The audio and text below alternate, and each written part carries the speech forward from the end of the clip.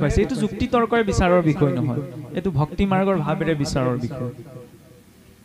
আমি সেইভাবে চাওকচোন আমাৰ মাৰ্গটোত আমি যেটো বৈষ্ণৱ মাৰ্গত আছে এই বৈষ্ণৱ মাৰ্গটো পোন প্ৰথম কি ভক্ত সমাজৰ আশ্ৰয় নামতি জনে চাওকচোন তেওঁ লাগিলে গুৰু স্থানীয় হলি বা গুৰু এজন হলো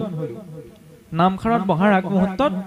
সন্মুখত উপবিষ্ট হৈ থকা ভক্তসকলৰ সমাজখন অনুমতিটো লৈ লয়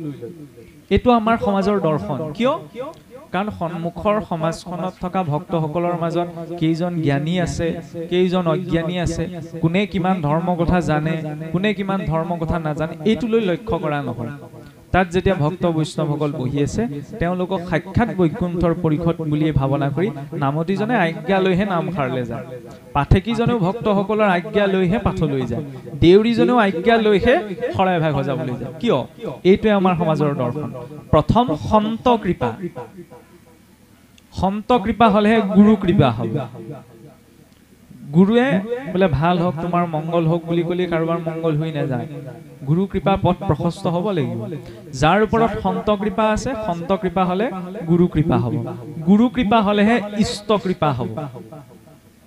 গতিকে এই মাৰ্গটোত এটো মাধ্যম ভক্তসকলৰ জৰিয়তেহে আমি ঈশ্বৰৰ কাষ চাপিব পাৰো সেইভাবে চাওকচোন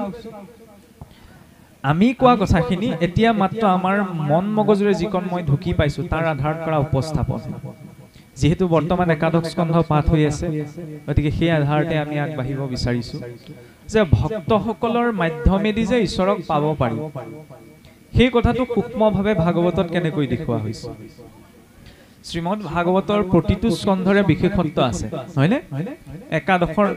বিশেষত্ব কি বলে একাদশত ভগৱন্ত কৃষ্ণ বৈকুণ্ঠলৈ পয়ানৰ আগমুহূৰ্তত উদ্ধৱক ভক্তিৰ প্ৰয়োজনীয় সকলো উপদেশ প্ৰদান কৰিছিল কিন্তু তাৰ আগত এটি প্ৰসংগ আহে নিমিনম সিদ্ধ সংবাদৰ আৰু আজি চাওকচোন কালি দিনটোৰ বিশেষত্ব আমি জানো যে বুদ্ধ পূৰ্ণিমা আছিল নহয়নে বুদ্ধ পূৰ্ণিমাৰ